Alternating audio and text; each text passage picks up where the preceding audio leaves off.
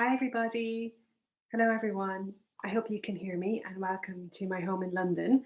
It's a horrible, blustery, grey day here, and I hope it's much nicer wherever you are. But if you're out there, thank you so much for joining me today in the holding cell.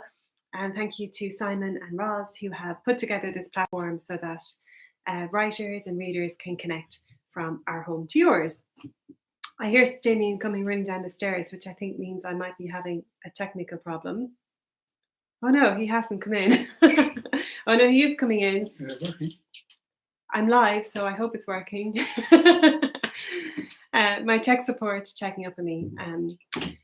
So I hope you guys all can hear me. Maybe someone can put a note in the chat machine to let me know that we're live and good to go. So today I'm going to read for you from both of my books. The first was The Lost Letters of William Woolf, which first came out in this hardback edition in July in 2018. And this day last year, I was in Dublin when we launched the paperback over there. And it seems like not just a year ago, but a million years ago. But I'm going to read for you a little bit from The Lost Letters of William Woolf, and then we're going to share with you a little preview of my new book that was meant to be coming out this Thursday, but has been pushed back until August. So just a little bit from William's story, and then we'll move on to the new book. So I hope you enjoy it. The novel begins with an epigraph from a John Donne poem that reads, "More than kisses, letters mingle souls." And I discovered that poem, like many people in Ireland, discover their poetry in their soundings book for the Leaving Cert. So let's begin. Lost letters have only one hope for survival. If they are caught between two worlds, with an unclear destination and no address of sender, the lucky ones are redirected to the Dead Letters Depot in East London for a final chance of redemption. Inside the damp rising walls of a converted tea factory, letter detectives spend their days solving mysteries. Missing postcodes, illegible handwriting, rain-smudged ink, lost address labels, torn packages, forgotten street names. They are all culprits in the occurrence of missed birthdays, unknown test results, bruised hearts, unaccepted invitations, silenced confessions, unpaid bills, and unanswered prayers. Instead of longed for missives, disappointment floats post boxes from Land's End to Dunnet Head. Hope fades a little more every day when doorbells don't chime and doormats don't thud. William Woolf had worked as a letter detective for 11 years. He was one of an army of 30, having inherited his position from his beloved uncle Archie. Almost every Friday throughout William's childhood, Archie, clad in a lime green leather jacket, rode his yellow Honda Daydream 3 or 5 over for tea, eager to share fish and chips doused in salt and vinegar and tales of the treasures rescued that day. Listening to Archie opened William's mind to the myriad extraordinary stories that were unfolding every day in the lives of ordinary people. In a blue-lined copybook, he wrote his favourites, and unwittingly began what would become a lifelong obsession with storytelling, domestic mysteries, and the secrets strangers nurse. What surprised William most when he started working there himself was how little Archie had exaggerated. People send the strangest paraphernalia through the post.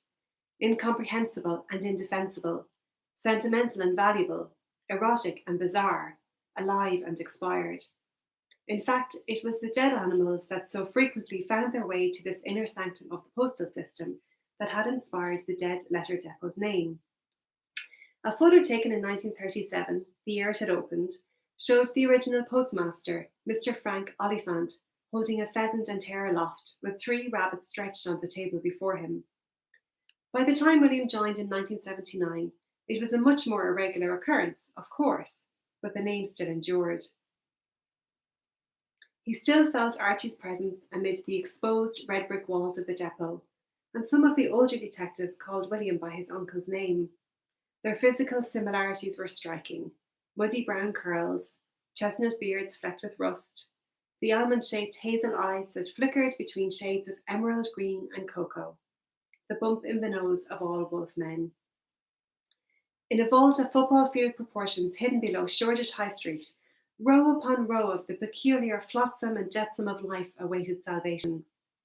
pre-war toy soldiers, vinyl records, military memorabilia, astrology charts, paintings, pounds and pennies, wigs, musical instruments, fireworks, soap, cough mixture, uniforms, fur coats, boxes of buttons, chocolates, photo albums, porcelain teacups and saucers, teddy bears, medical samples, seedlings, weapons, lingerie, fossils, dentures, feathers, gardening tools, books, books, books.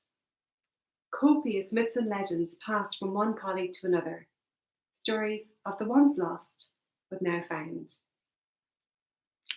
Okay, so that's the beginning of the Lost Letters of William Woolf, which, as I'm sure you can tell hopefully from those first few pages, tells the story of this letter detective, William, who solves the mysteries of all the letters and parcels that get lost in the postal system. And it's really a love letter to letter writing. And I know that a lot of people have rediscovered that love during this time, which is, I suppose, one silver lining that has come out of this difficult period. And I guess the book, in addition to being about my love for the lost art of letter writing, it also looks at that juxtaposition that often exists between the way romantic love is portrayed in television and in the arts and in films and the music, and the pragmatic reality of sustaining a relationship over a long period of time. So that's the Lost Letters of William Woolf. And if anybody would still like to read the rest of it, that's available now. And it would be great if you found it in your local bookshop. But now I'm going to read to you from my new book that, as I said, should have been out on Thursday, the 14th of May, but has been pushed back until August, for better or worse. Who knows where we'll be in August, but one way or another, hopefully it'll get to you by then. And I'm just going to read to you a little bit from the beginning. It's set on a little island off the west coast of Ireland. And one of the many things that inspired this novel was the notion of the Japanese pottery of kintsugi, where broken pots and ceramics are repaired so that the cracks are filled in with gold and silver filament, so the objects become more beautiful because you can see their history and their fractures than they ever were before. And I thought about that art form a lot when I was writing the book. And as the title sort of suggests, it really looks at the notion of truth and personal truth in our lives, and how sometimes personal truth doesn't always align with the universal truths that we're supposed to believe apply to everybody, and how the truth of our lives can dawn on us gradually over time, and with it comes peace, hopefully. So I'm just going to read to you a little bit from the beginning. And it starts off with, there are 4 sections in the book entitled Queen Maeve, Days of Crow, As the Crow Flies, and then finally Kintsugi, inspired by the form I just mentioned. So we begin with chapter 1, entitled Queen Maeve.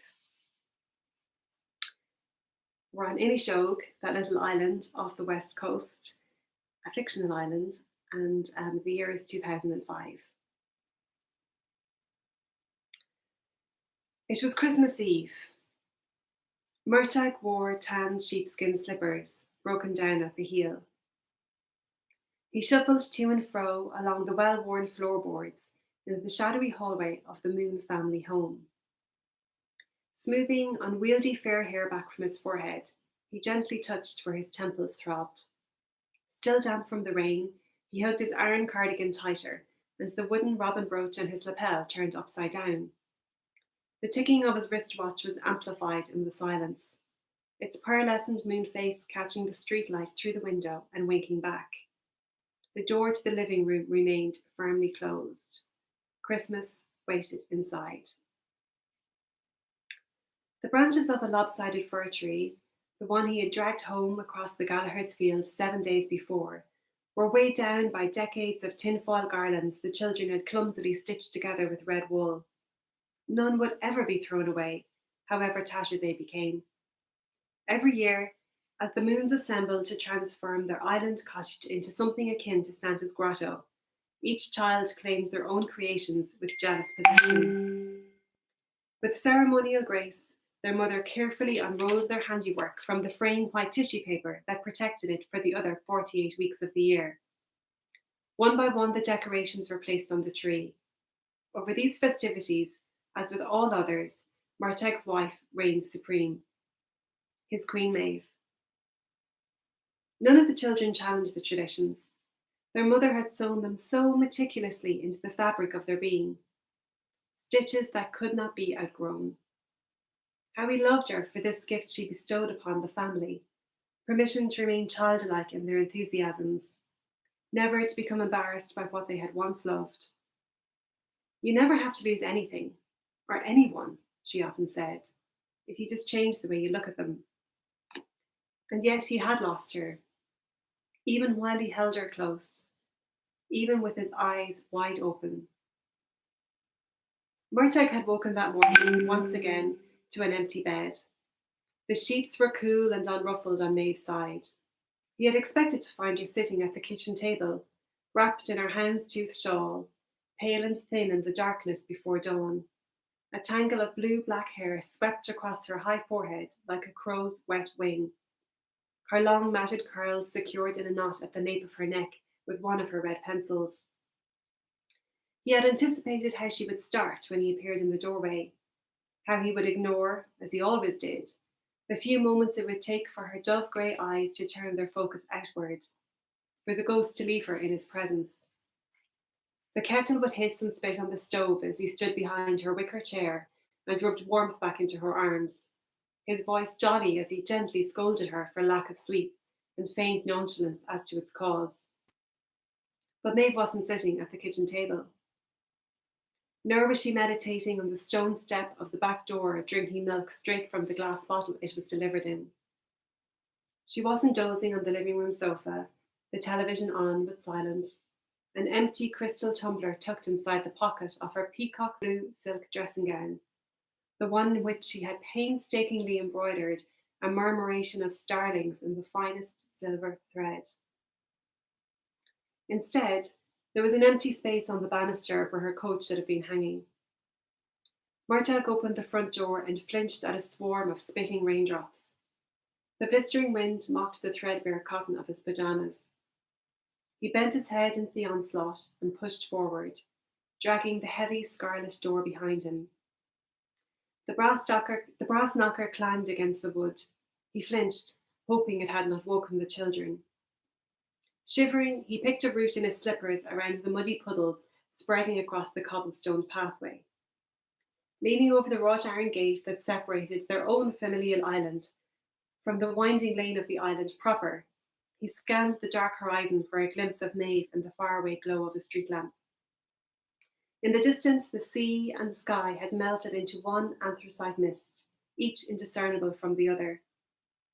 Sheep huddled together for comfort in Padder Oaks field, the waterlogged green that bordered the moon's land to the right.